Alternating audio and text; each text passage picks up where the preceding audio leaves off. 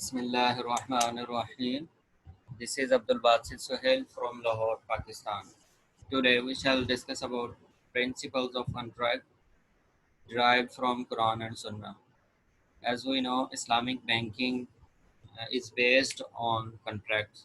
So it is very much essential for us to understand the concept of contract. Contract is a combination of an offer and acceptance. One person will offer and second will accept it, which gives rise to certain legal consequences. That agreement, that combination of offer and acceptance will be legally binding on both parties with regard to subject matter. We have to note here, contract has main three elements, three main pillars. Number one, consent, combination of offer and acceptance, or SIGA. It is also called SIGA. And number two, contract can be unilateral and bilateral. Here we shall focus about bilateral, where there are minimum two parties, and third the subject matter. Suppose A offers a mobile on certain price, B accepts that mobile on that particular price. So this combination of offer and acceptance is called contract. It will create legal binding on both parties with regard to subject matter. Subject matter is mobile here.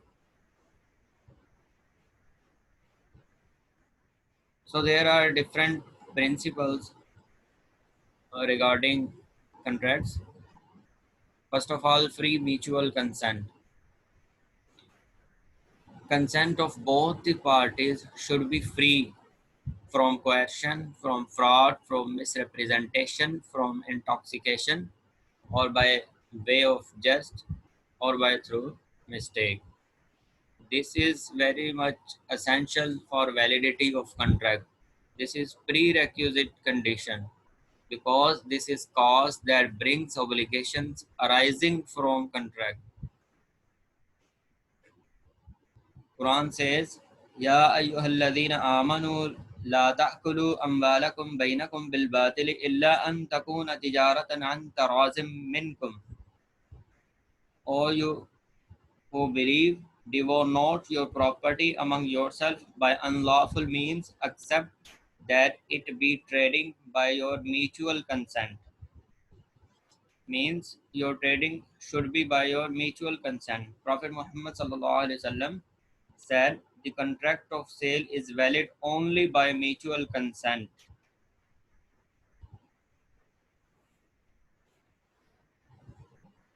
Another is prohibition of gharar.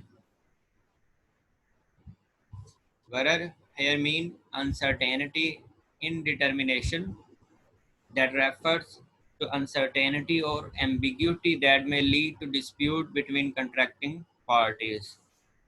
It is a probable item that may or may not happen, whose existence or characteristics are not certain due to risky nature that makes the trade similar to gambling.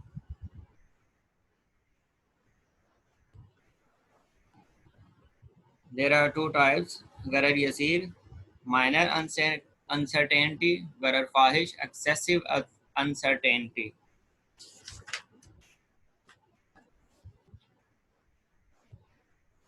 Prophet Muhammad ﷺ said, if Allah spoiled the fruits, what right would one party have to take the money of his brother? Hazrat Ali radiallahu anhu reported that the Messenger of Allah forbade forced purchases from a needy person and a gharar purchase and the purchase of fruit before it reached maturity. Examples of gharar by which we can easily understand the concept of gharar. Sale of a fish in the water. If fish is in water, that is uncertain for the seller to hand over that particular fish to the buyer, birds in the air that is not in the possession of a seller, so he would be unable to deliver that bird which he has not in his possession. Prohibition of riba, interest. It is an increase that has no corresponding consideration in an exchange of property for property.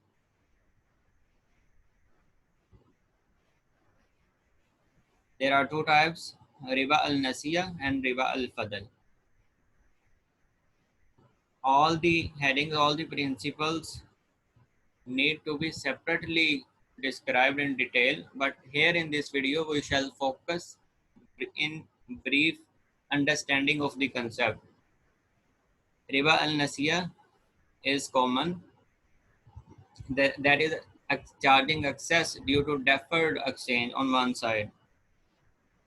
For example, if one person lends 100,000 and he demands 120,000 in return after some time. So this is called riba al-nasiya. Riba al-fadl, that is an equal exchange of same kind.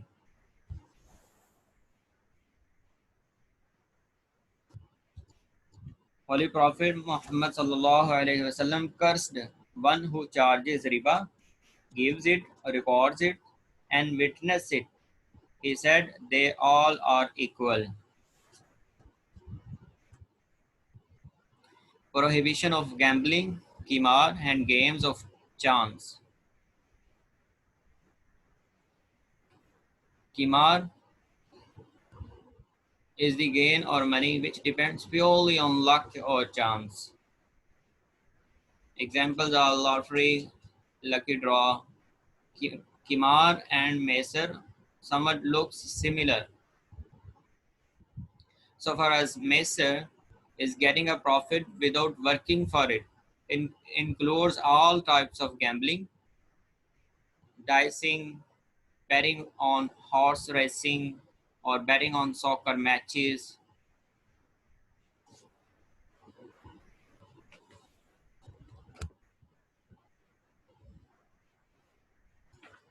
يا أيها الذين آمنوا إنما الخمر والميسر والأنساب والأزلام رجس من عمل الشيطان فاجتنبوه لعلكم تفلحون.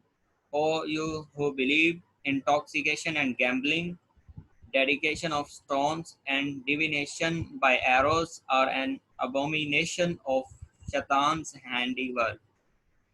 Eschew such abomination that you may prosper.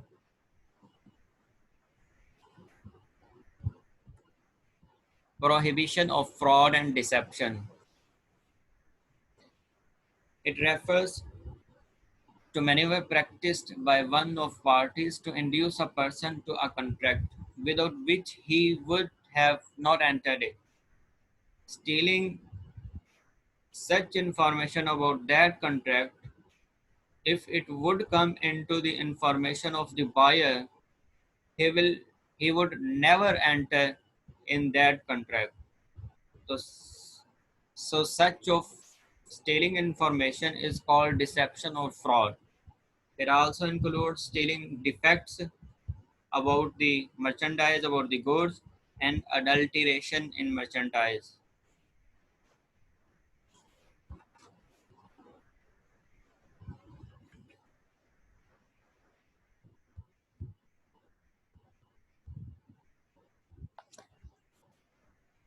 Holy Prophet ﷺ also said, swearing by the seller is beneficial to the trade. For example, it may persuade the buyer to purchase the goods, but in that way he will be deprived of God's blessing to the earnings. It is reported that the person came to Holy Prophet ﷺ who was always defrauded in buying. The Holy Prophet instructed him to say at the time of buying, there should not be any attempt to deceive, and I have the right to cancel it within 3 days. He also said, the honest and truthful merchant will be only on the day of resurrection together with the prophets, the faithful ones, and the martyrs and the pious people. Prohibition of two mutual inconsistent contracts. This principle says that every contract should be separate from other contract. There should be no two sales in one sale. Buyer says, I shall sell you this article at this price on the condition that you sell your house at this price. So here you say these are two contracts. I shall sell this article at this price on the condition you sell house. So these are two contracts should be executed separately, not in one sale, in one contract. I sell you my house if she sells his house. So selling my house and selling C's house to me, these are two contracts should be executed separately, not in one contract. So we have to understand the two sales in one sale is prohibited. Contract should not be against objective of Sharia. Objectives of Sharia are educating individuals. By education, any person understands the concept of Allah. Getting education is compulsory for every Muslim, every male Muslim, and every female Muslim. Justice means putting all the things in proper order and realization of benefits. If people follow justice and get education, so realization of the benefits come into existence. The society prospers at all.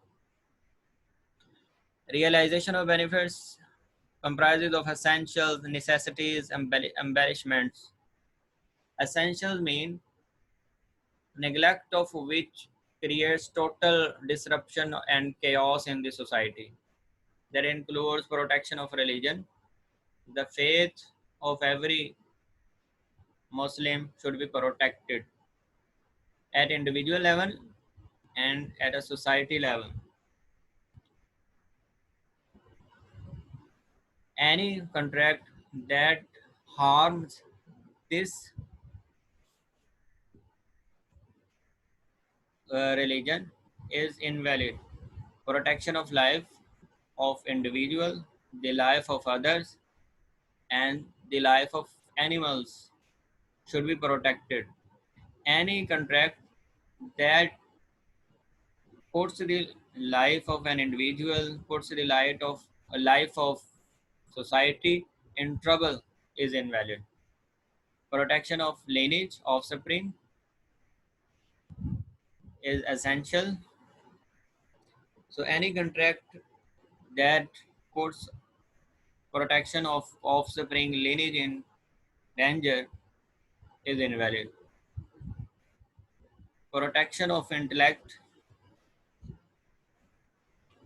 is basic need. So that's why wine is prohibited. Protection of property. So any contract that violates the or keep property of others in danger is invalid. Necessities, the neglect of which creates hardship is called necessities. Embellishment.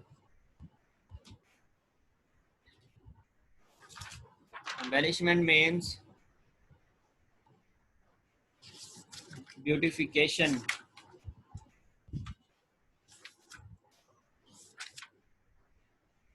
that creates improvement and perfection in behavior of an individual.